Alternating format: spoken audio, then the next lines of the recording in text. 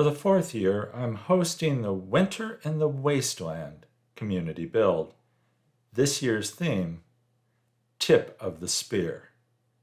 You're part of a large group of survivors in the post-apocalyptic world, and unfortunately, there is another large group a reasonable distance away that keeps stealing food, fuel, water, and other valuable supplies needed for the survival of your group. The community has decided it's time to bring this to an end, and will attack and disable the other group during this harsh winter in the wasteland.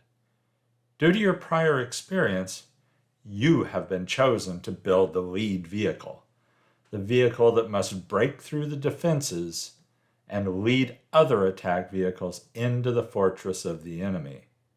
You are the tip of the spear.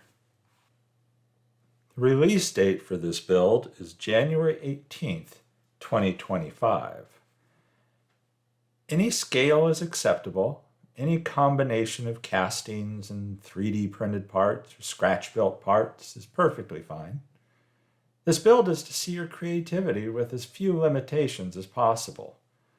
I'll be doing a recap video after the build date of January 18th, 2025. You do not need to have a YouTube channel or any social media presence to participate.